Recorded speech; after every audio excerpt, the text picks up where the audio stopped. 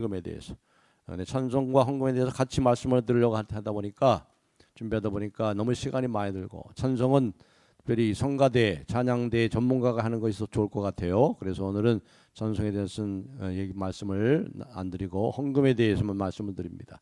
첫 번째 시간에 말씀을 영과 진리의 예배자에 대해서 말씀을 드렸습니다. 영과 진리의 예배자. 그러니까 이 예배가 영과 진리의 예배. 다시 말해서 영이라는 것은 성령도로 해석이 되지만 성령의 다스림과 성령의 이끌림을 받아서 내 마음이 진심으로 하나님을 바라보고 이 시간 하나님을 바라보시고 설교자를 바라보기보다 설교자를 통해서 말씀하신 하나님을 바라보세요. 천상의 그 예배를 한번 여러분이 상상해 보시면서 우리 예배가 우리가 진심 우리의 마음을 들여서 진심으로 하나님을 향하고 하나님을 높이고 하나님을 앙망하고 하나님께 감사하는 그런 예배. 그래서 영으로 대표기도도 하고 영으로 대표기도 하고 그리고 영으로 축도를 하고 그리고 영으로 축도를 받아야 영과 진리로 축도를 받아야죠. 진실로 그렇습니다. 그 기도가 대표적인 기도가 바로 나의 기도입니다.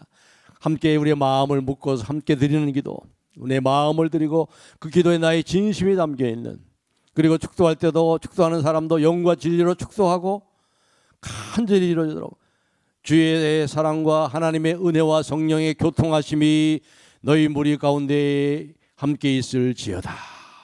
간절히 마음을 다해서 진심으로 그러한 사랑과 은혜와 성령의 교통하심이 가득할 수 있도록 그리고 축도를 받는 분들도 간절히 사모하는 마음으로 진실로 그렇습니다. 주의 사랑과 주님의 은혜와 하나님의 사랑과 성령의 교통하심을 간절히 바라보고 기다립니다. 이러한 자세로 우리가 축도를 하고 축도를 받을 때 달라지는 거죠. 우리 예배가 달라지고 우리 삶이 달라지고 예배 후에 우리의 삶이 달라지는 거예요. 그러니까 우리의 진심을 드려야 되는 거예요. 우리 마음을 드리고 오늘 헌금에 대해서도 헌금도 마찬가지입니다. 헌금을 드릴 때 헌금을 드린다는 것은 우리 마음을 드리는 거예요. 우리 자신을 드리는 거예요. 오늘 그래서 마지막으로 이 헌금에 대해서 생각하면서 이 헌금도 뭐예요? 영과 진리로 헌금을 해야 되는 거예요. 영과 진리에 따라서 내 마음과 내 진심을 담아서 그리고 진리에 따라서 하는 것은 이 말씀을 따라서 말이죠. 어떻게 헌금하는 것이 진리로 헌금하는 것인가? 그 문제들을 오늘 생각하려고 합니다. 오늘 말씀에 보면은 이 헌금이라는 말이 안 나오고 연보라는 말이 나오죠. 연보란 말입니다. 1절에 나오죠. 성도를 위하는 연보에 관하여는 연보. 옛날에 제가 어렸을 때는 연보를 많이 하는 그런 말을 많이 썼습니다. 이 연보라는 말이 뭐냐? 연보의 첫 글자인 연자라는 연은 버리다, 덜다, 기부하다 이런 뜻입니다. 버릴 연, 덜 연, 기부할 연 이렇게 말한 거였어요. 그러니까 전통적으로 연보는 자기의 재산을 덜어서 기부해서 버려서 다른 사람의 부족함을 돕는 것 이게 바로 연보예요. 연보. 그런데 이제 벌써 60년대 연보, 70년대도 연보란 말이 좀 했나 모르겠어요. 60년대 제가 유초등부 다닐 때는 연보라는 말을 많이 듣기는 거 기억이 나는데 최근에는 이제 일반 사전에도 이 연보를 헌금과 같은 의미로 그냥 쓰고 있어요. 그러니까 연보는 그냥 헌금과 연보는 같은 의미다. 그렇게 여러분들이 생각하면 되겠어요.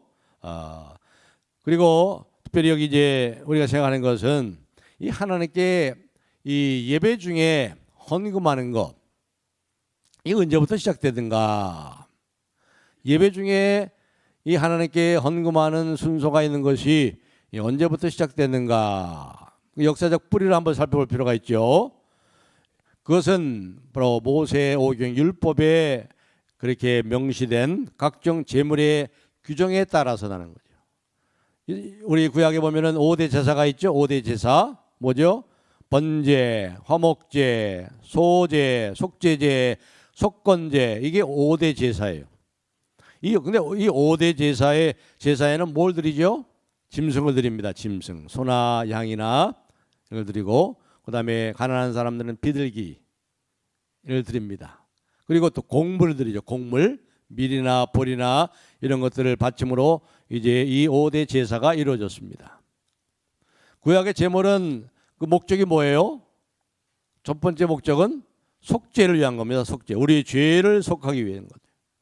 우리 죄값이 이렇게 큽니다. 이 죄를 위해서 이 양의 피를 대신 바칩니다. 속죄를 위한 것이 이 구약의 제물의 주된 목적이었어요. 그뿐만 아니라 또 뭐가 있죠? 속죄뿐만 아니고 또 하나는 뭐예요? 감사와 헌신으로 구약에서도 이렇게 종종 그렇게 제물을 드렸어요. 감사와 헌신의 제물로. 속죄만 아니고 감사와 헌신이에요. 감사와 헌신으로 구약에서도 이러한 제물을 드렸습니다. 자, 신약시대에 와가지고 이 제사는 연속성이 있고 불연속성이 있어요. 다시 말해서 계속되는 그 정신이 계속되는 것이 있고, 그리고 끊어진 것이 있습니다. 불연속적인 것이 뭐죠? 끊어진 게 뭐예요? 속죄 제사. 이 끊어졌죠. 왜요? 예수님이 완전한 제물이 되셔서 영원한 제사를 드렸기 때문에 이제 더 이상 제사가 이 속죄 제사를 드릴 필요가 없어요. 단지 우리는 어떻게 돼요? 지금 그걸 어떻게 해요? 속죄 제사를 드리지 않고 우리가 회개하죠. 회개. 죄를 고백하고 예수님의 보혈로, 십자가의 보혈로 내 죄를 정결하게 해 주십시오. 그렇게 우리가 회개하지 속죄 제사를 안 지어요. 드리지 않습니다. 왜냐하면 예수님 자신이 이제 영원한 제물이 되시고 영원한 제사를 드리셨기 때문에 더 이상 이 속죄 제사를 드리지 않습니다. 그렇기 때문에 뭐가 남았어요? 그러면요, 뭐가 남았어요? 감사와 헌신이 남은 거죠. 감사와 헌신은 구약이나 신약 오늘 시대나 똑같이 계속 연속되고 있어요. 그렇죠? 네, 감사와 헌신. 그렇습니다. 그래서 헌금이 이 주일 예배 순서에 들어오게 된 것은 오늘 이 고린도 전서 16장을 보시면 우리가 여기서 힌트를 얻을 수 있어요. 여기 2절 말씀을 우리 다 같이 한번 읽어보겠습니다. 2절 시작. 매주 첫날에 너희 각 사람이 수입에 따라 모아두어서 내가 갈 때에 연보를 하지 않게 하라. 매주 첫날. 여러분, 매주 주일에 한 주의 첫날이 무슨 요일이에요? 주일이에요. 주일, 일요일. 제가 뭡니까?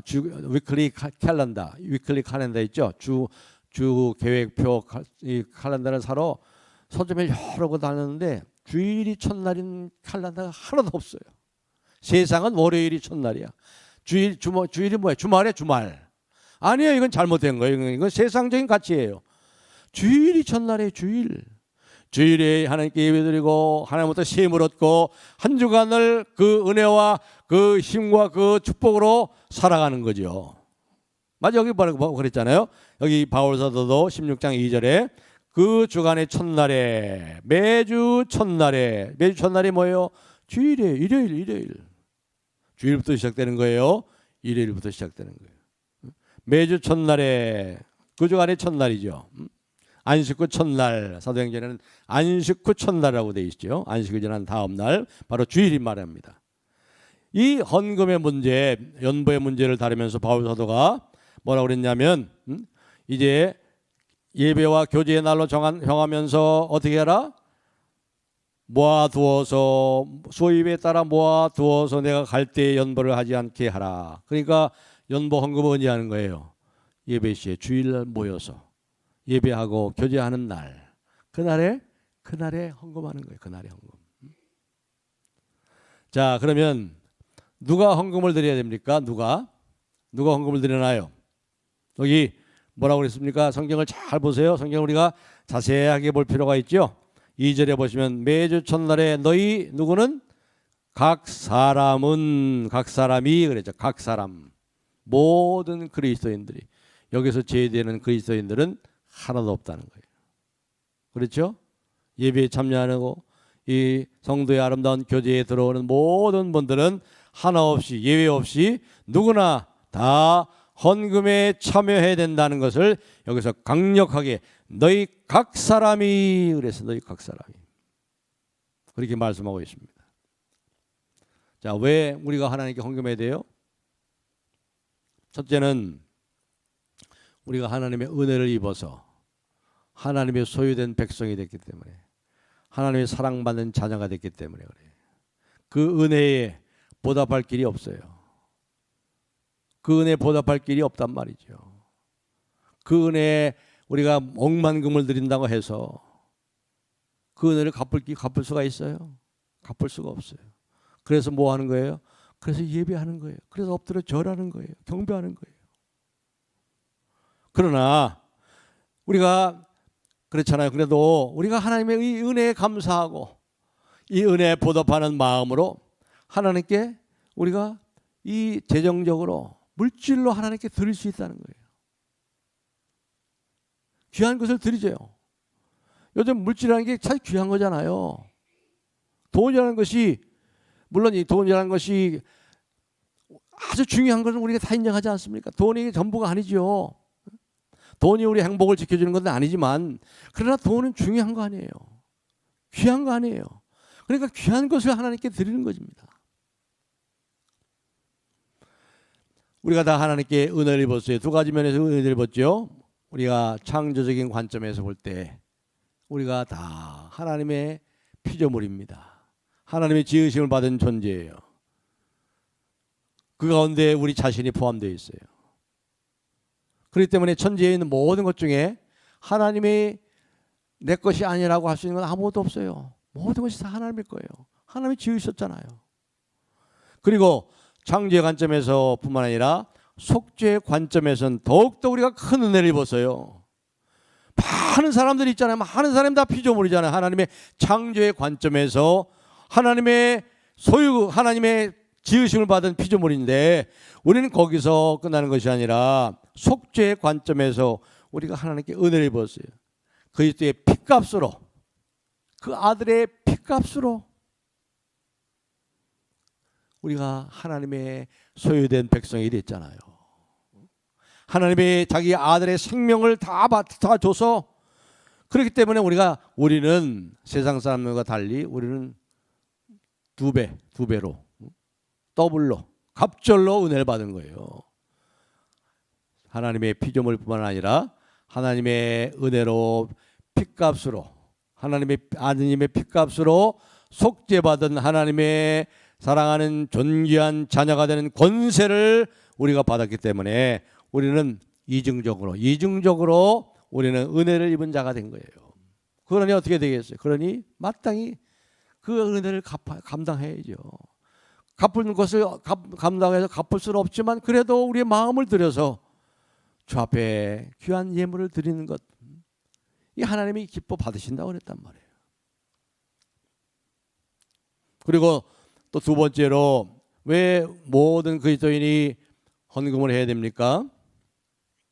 그리스도인은 누구나 가까운 형제, 먼저 교회 안에 있는 어려움 가운데 있는 성도들, 형제들에게 우리가 먼저 사랑해야 돼요. 그리고 나서 우리가 그 지경을 넓혀서 교회 밖에 있는 우리 이웃들을 향해서 우리의 사랑을 표현해야 되는 거예요. 표현해야 돼요. 바로 이 사랑을 표현하는 가장 주도적인 방식이 뭐예요? 헌금이라는 겁니다. 헌금. 재정적인 도움, 물질적인 도움을 필요하는 대상에게 그것을 채워주는 것. 그래서 공동체의 삶에서 우리 공동체 중에 어려움을 당한 성도들 없나 살펴보고 그들에게 뭐 해야 돼요? 사랑으로 베풀고 나눠주는 것. 이것이 바로 이 헌금의, 우리 모든 성도가 헌금해야 되는 두 번째 이유가 되는 것입니다. 그리고 세 번째는요, 헌금은 자기 자신의 신앙적인 성숙을 위해서도 꼭 필요한 거예요. 여러분, 믿음이 없으면 11조 못해요. 아까워서 어떻게 드려? 내가 200만 원을 버는데 20만 원 아까워서 어떻게 드려? 못 드려요. 너무 아까운 거예요. 그럼 믿음으로 하는 거예요. 믿음으로. 이번 한 달에도 우리 하나님, 내 삶을 책임지시고 내 모든 경제 생활을 책임져 주실 줄로 믿습니다. 주님이 주인 되십니다. 이 돈이 나를 행복하게 하는 것이 아니라, 나의 안전을 지켜주시는 것이 아니라, 나의 가족을 지켜주는 게 아니라, 우리 주님이 저를 지켜주시고 우리 가정의 행복을 지켜주시고 우리 가정의 안전을 지켜주시는 분은 주님입니다 하는 그 믿음으로 드리는 거예요. 그래서 우리가 믿음이 없이는 이걸 못하는 거예요. 믿음이 없이는 하나님을 기쁘시게 할 수 없어요. 그래서 이 신앙의 성숙을 위해서 이 11조를 드리고 헌금을 드리는 거예요. 여러분, 이 그리스도인의 성숙과 신앙의 성장은 어떤 그 이론적으로 말이죠, 이론적으로 어떤 진공 상태에서 절대 일어나지 않습니다. 어떻게 해야 돼요? 프랙티스를 해야 돼요. 헌금을 드려봐야 돼.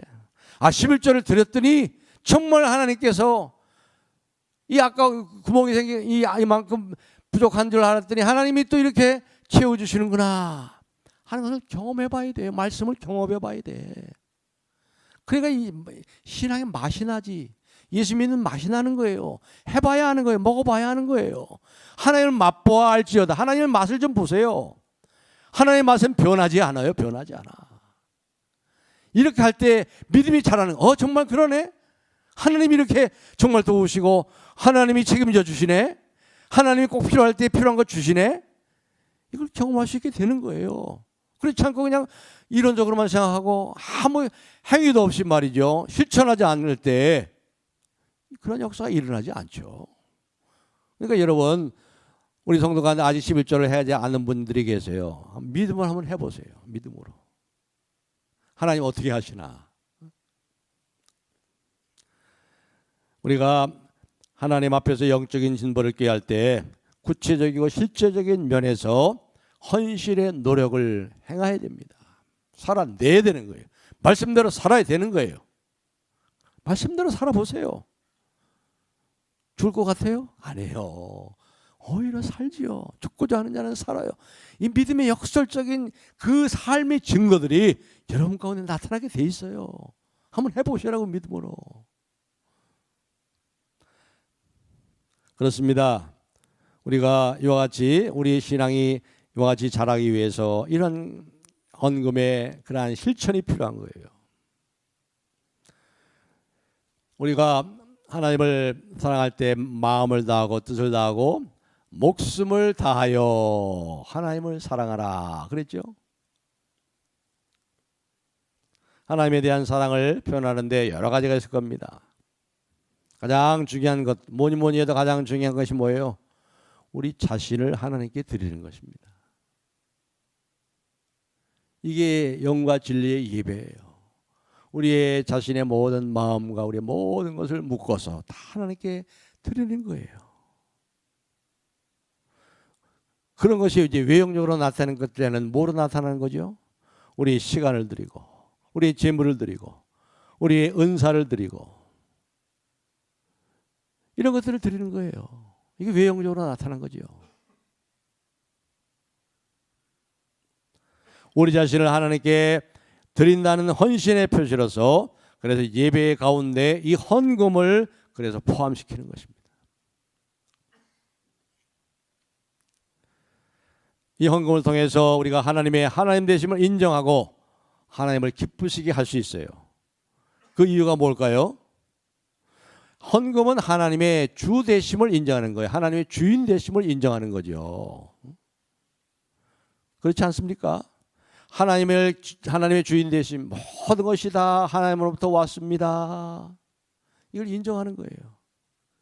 이것이 하나님을 기쁘게 해드리는 거예요. 다윗이 이 헌물에 대해서 말이죠, 이 헌물에 대해서 감사기도를 드리면서 이렇게 기도했어요. 역대상 29장 11절에 보시면, 여호와여, 위대하심과 권능과 영광과 승리와 위엄이 다 주께 속하여 싸우니 천지에 있는 것이 다 주의 것이로 소이다. 아멘. 이걸 인정하는 거예요. 이걸 인정하는 거예요. 그리고 두 번째로는요, 헌금은 하나님의 너그러움을 인정하는 것입니다. 하나님의 너그러우심, 하나님의 넉넉하심. 하나님께서 재물을 포함해서 우리에게 모든 필요한 것들, 우리 자신을 주시고 생명을 주시고 또 육신의 생명을 유지할 수 있는 모든 것들을 주시고 영적인 생명을 유지할 수 있는 하늘의 만나를 주시고 이 모든 것을 향유하도록 하시기 때문에 우리가 누리는 이 재물의 헌납을 통해서 이 점을 인정할 때 하나님은 기쁘시게 하는 거예요. 하나님이 기쁘시게.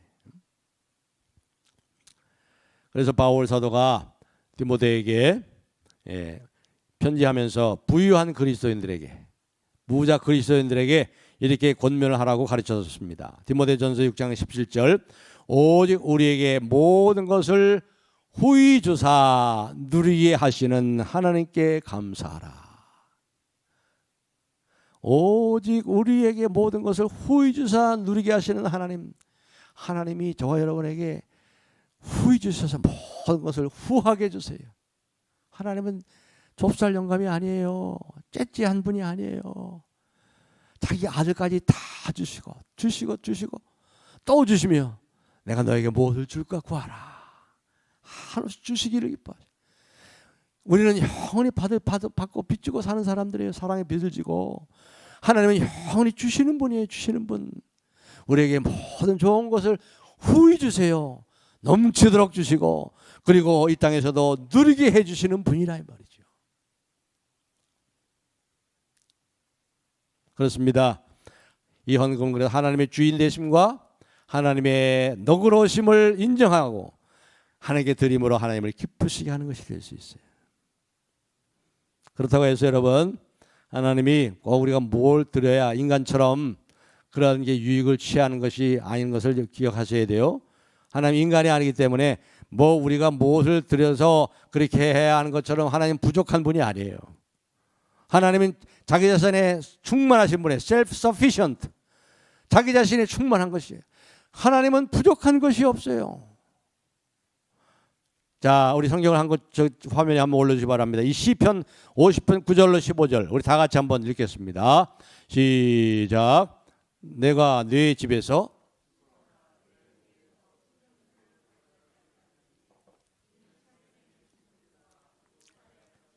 다 내 것이며 계속해요.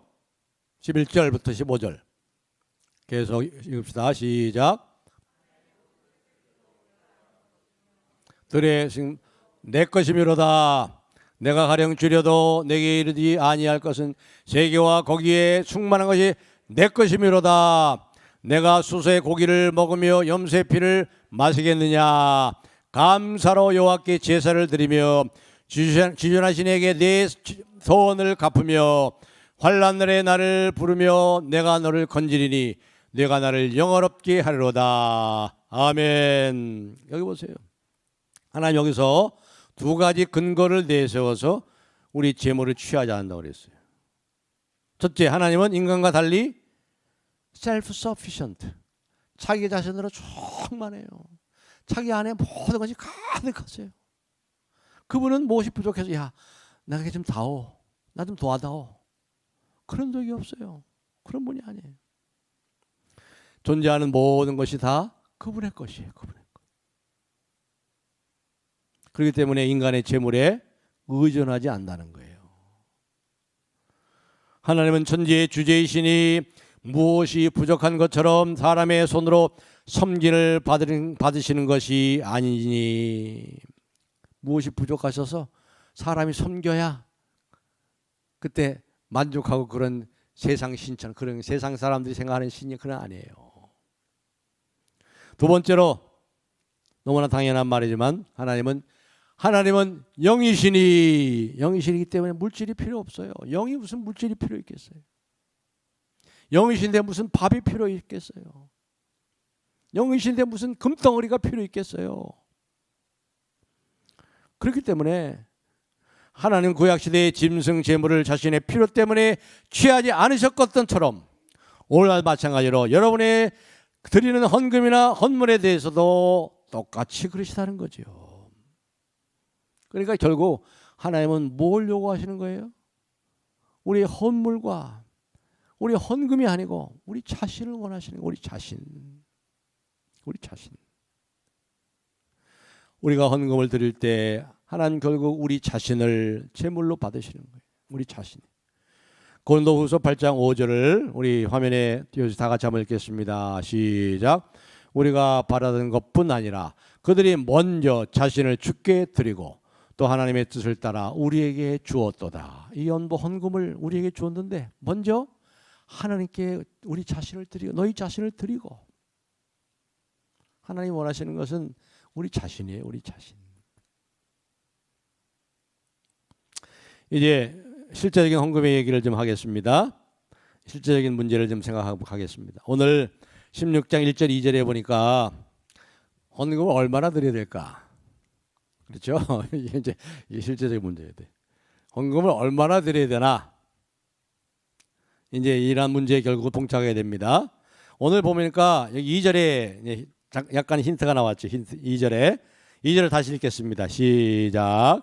매주 첫날에 너희 각 사람이 수입에 따라 모아두어서 내가 갈 때 연부를 하지 않게 하라. 여기 수입에 따라라고 했어요. 수입에 따라. 근데 수입에 따라라고 이제 막연하게 얘기했어요. 막연하게 일반적인 원칙만 언급을 했어요. 수입에 따라 모아두었다가 매주일 첫날 주일날 예배 시에 헌금해라 이렇게 얘기했어요. 그런데 여기 수입에 따라는 수입이 뭔가? 이게 또 문제가 되잖아요. 수입이 뭔가? 수입을 계산할 때 무엇이 거기 포함되고 무엇이 포함되지 않을까? 수입 가운데 얼마나 많은 양의 헌금을 거기다가 우리가 같이 할당해야 될 것인가? 문제가 실제적인 문제가 나오는 거예요. 그래서 수입에 대해서 이제 여기서 수입이라는 이 헬라어를 보면은요, 유오도라는 이러한 단어를 썼는데 수입이 생기다. 이 다른 말로 하면은 재물이 생기다 그런 뜻이에요. 수입이 발생하다. 재물이 생기고 수입이 발생할 때마다라는 뜻이죠. 그러니까 이 개념은 경제 행위에서 어떤 이윤이 증대하고 좁은 의미에서 이윤이 증대하는 것뿐만 아니라 좀 더 넓게 어떤 경로를 통해서든지 재정적인 소득이 생겼을 때 그것을 다 수입으로 보자는 거죠. 수입으로 본다는 거예요. 예를 들어 가지고 뭐예요? 장학금을 받았다든가 아르바이트를 해가지고 수입이 생겼다든가 아이들이 부모에게 용돈을 받았다든가 세뱃돈 받았다든가 이런 게 다 수입이에요. 이게 수입에 들어가는 거예요. 그러니까 경제 생활에서 이 직업인들이 어떤 월급이라든가 또 사업을 해서 한 달에 수입이 생기는 그것뿐만 아니고 용돈이라든가 지금 말하던 이런 것들 다 여기 포함시키는 거예요. 이게 수입이에요. 그리고 또 이 헌금에 있어서 두 번째로 얼마나 헌금해야 되는가 두 번째로는요. 계획이 있어야 돼요. 계획성 있게 해야 되는 거예요. 준비해야 된단 말이죠. 준비해야 된다. 여기서도 그랬잖아요. 여기서 2절에서도 수입에 따라 모아두어서 잘 모아두라 이 말에 신중하게 잘 준비를 해둬라 헌금을. 제가 이런 면에서 이 추수감사절 헌금에 대해서 말씀을 드렸죠. 1년에 한 번 추수감사절 11월 달에 드렸는데 추수감사절 헌금은 우리가 좀 다른 때의 감성과는 다르게 드려야 될 겁니다. 그렇게 저는 배워왔고 그렇게 가르치고 있어요. 그래서 추수감사절 있으면 저희 부모님들이 그랬어요. 의논하더라고요. 벌써 몇 달 전부터 한두 달 전부터 의논 얼마를 드릴까? 부부가 우리 어머니 아버지가 의논을 하셔요. 신중하게 준비를 하는 거예요. 그냥 즉흥적으로 하는 게 아니에요. 적어도 추수감사절 헌금 정도는 베푸지 1년 동안 하나님의 은혜를 생각하면서 내게 주신 이 은혜를 내가 어떻게 보답할까 하면서 계획성 있게 준비하는 거예요. 모아두었다가 우리 고린도후서 9장 1절로 5절을 한번 화면에 보여주시기 바랍니다. 고린도후서 9장 1절로 5절 고린도후서 여러분 한번 다 찾아보시기 바랍니다. 한번 찾아주실까요? 295페이지 한번 찾아주세요. 고린도후서 9장 1절로 5절 다 같이 한번 같이 한번 읽어보겠습니다. 시작. 성도를 섬기는 일에 대하여는 내가 너에게 쓸 필요가 없나니 이는 내가 너희의 원함을 알미라. 내가 너희를 위하여 마게도냐인들에게 아가에서는 1년 전부터 준비하였다는 것을 자랑하였는데 과연 너희 열심히 많은 사람들을 분발하게 하였느니라. 그런데 이 형제들을 보낸 것은 이 일에 너희를 위한 우리의 자랑이 헛되지 않고 내가 말한 것 같이 준비하게 하려 함이라. 혹 마게도냐인들이 나와 함께 가서 너희가 준비하지 아니한 것을 보면 너희는 고사하고 우리가 이 믿던 것에 부끄러움을 당할까 두려워하노라. 그러므로 내가 이 형제들로부터 먼저 너희에게 가서 너희가 전에 약속한 연보를 미리 준비하게 하도록 권면하는 것이 필요한 줄 생각하였노니 이렇게 준비하여야 참 연보답고 억지가 아니니라. 이 얼마나 준비하기 헌금에 대해서.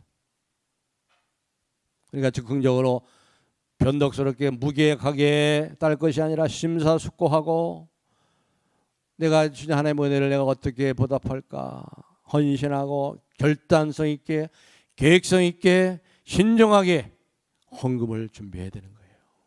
이게 영과 진리의 헌금이 되는 거예요.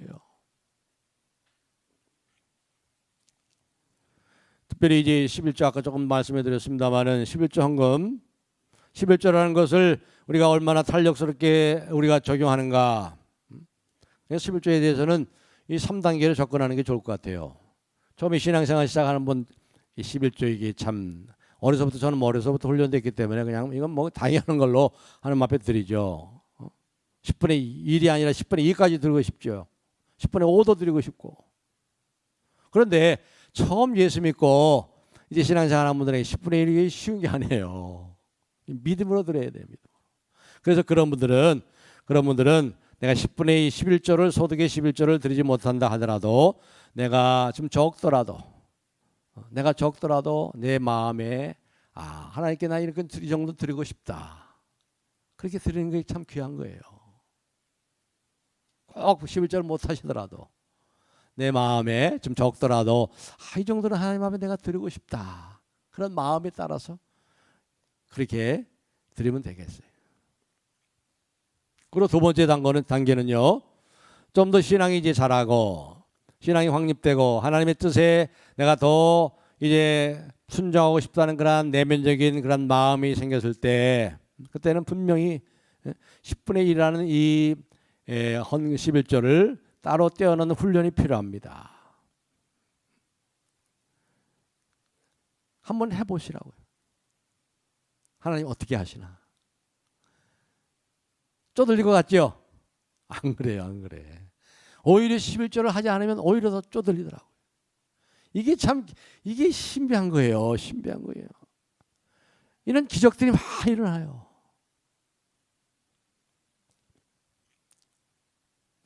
그리고 이 세 번째 단계는요. 10분의 1 이상을 하나님께 바치도록 우리가 신앙을 더 깊이 나갈 필요가 있습니다. 여러분 우리 교회 안에서도 어려움 당하는 분들이 있어요. 교회 밖에서도 다 어려움을 당하는 분이 있어요. 우리 교회 여기 앞에 주보에 보시면 주보에 우리 교회가 돕는 그런 것이 있죠. 우리가 돕는 교회라고 여기 혈균 노트 밑에 보면은 여기 선교사님들 쭉 나와 있고 그다음에 교회가 있죠. 교회 나와 있고 선교회 그다음에 구제 삼성동 독거노인 소년 소녀가장 유엔 난민기구 이런 사람들 아프가니스탄 지금 우리가 이 유엔 난민기구에 금년부터 조금 한 10만 원씩 돌려드리지만 큰 도움이 되죠. 아프간 내 난민들에게 텐트를 사주고 하는 일에 그들이 보고가 와요. 이렇게 우리 저한테 보고가 와요. 많은 도움을 필요하고 있어요. 그렇기 때문에 항상 이 세상은 손길을 기다리고 있고 제가 연말 되면요 한 11월 달부터 도와달라는 편지가 수십 통이 와요. 수십 통이 와. 한 번은 이 재소자들 온 거에서 편지가 왔길래 제가 개인적으로 한번 보내줬더니 그 주변에 있는 데에게 다 얘기했더니 그때부터 재소자들이요 도와달라고 한 5만 원만 보내달라고 한 10만 원만 보내달라고 편지가 얼마나 오는지 몰라요. 그래서 지금 전혀 못 오고 있어. 한 번 더 오니까 몇 사람 하다 보니까요. 그냥 옆에 있는 개소자들까지 그 사람들은 누가 자기의 가족들도 없어. 가족도 완전히 가족들도 해체되고 그런 사람들이에요. 그러니까 얘기 들어보니까 편지 얘기 들어보니까 이제 겨울이 되면 새로 신발을 사야 된대. 근데 신발 살 돈이 없대. 그래가지고 떨어진다 그 신발 신고. 우리의 도움을 필요한 사람들이 얼마나 많은지 몰라요. 하나님의 나라는 재물 사용을 통해서 확장이 되는 거예요. 가능하면 그래서 많은 헌금을, 많은 금액을 바치는 것이 바람직한 것입니다. 하나님께 기꺼이 드리고, 그렇게 된다면 하나님께 내가 기꺼이 드리고 내가 바치고 싶은 마음이 있다면 10분의 1이 문제겠어요? 15% 이 10분의 2, 10분의 5가 될 수 있죠. 이번. 근데 이것은 강요해서 되는 게 아니에요. 강요한다고 됩니까? 절대 강요하지 않습니다. 11조 내세요. 강요하지 않아요. 제가 여러분에게 강요하지 않아요. 하나님도 강요하지 않아요. 하나님은 아주 인격적이세요. 우리의 마음을 감동하십니다. 그리고 그렇게 하지 않는다고 해서 여러분을 비난할 사람도 없어요. 내가 11조 안 낸다고 비난할 사람도 없어요. 이것은 자발적인 거예요. 아주 자원해서 하는 겁니다. 누군가 칭찬과 인정을 받기 위해서 하는 것도 아닙니다. 그렇죠? 하나님을 사랑하는 마음과 이 가난한 이웃을 생각하는 마음으로 하는 거예요. 이제 마지막으로 성경 한 구절 말씀을 생각하고 이제 말씀을 뵙겠습니다. 고린도후서 9장 6절로 9절을 우리 화면에 올려주시고 우리 다 같이 한번 읽어보겠습니다. 고린도후서 9장 6절로 9절.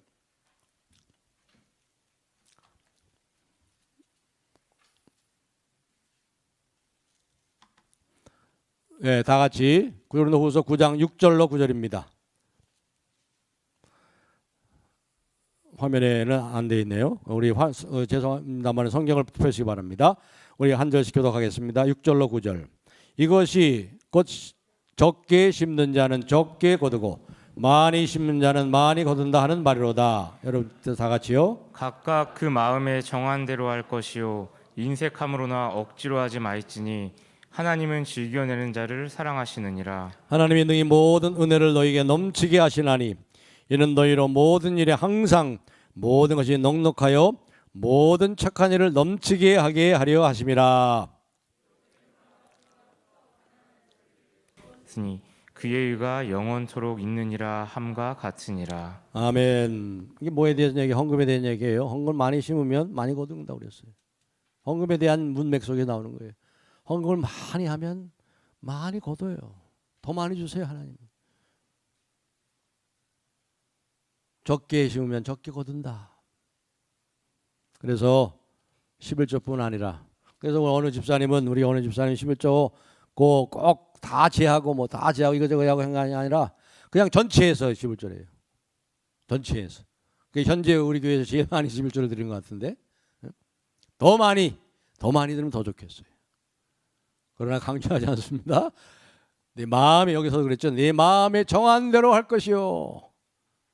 아무도 여러분 비난하지 않고 강요하지 않으니까 자유함을 가지시고 그러나 많이 심은 자는 많이 거두고 적게 심은 자는 적게 거두고 말씀대로 하나님은 말씀대로 하십니다. 그래서 여러분이 이 헌금 생활 속에서 이렇게 한번 기도하세요. 주여 주께 감사하며 주의 은혜에 대한 보답으로 이 헌물을 주님께 드리나이다. 주님 헌물은 실상 나 자신을 주님께 드린다는 표시이오니 이 헌물을 통해서 이 죄인을 제물로 받아 주옵소서. 주여 이 헌물을 당신께서 향기로운 제물로 받으셨사오니 이 제물이 사용될 때마다 구체적으로 우리 교우들 사이에 사랑이 더 풍성하게 되고 교회 밖에 가난한 도움을 필요한 사람들에게도 큰 은혜가 되는 역사가 일어나게 해 주시옵소서. 그런 기도를 하시면서 우리가 영과 진리로 헌금하는 그래서 참으로 우리의 예배가 하나님이 받으시고 우리의 삶이 하나님의 은혜로 더욱더 풍성해지고 윤택해지고 은혜가 충만한 그러한 삶을 누리며 증거하는 저와 여러분이 되기를 주님의 이름으로 축복합니다. 할렐루야. 하나님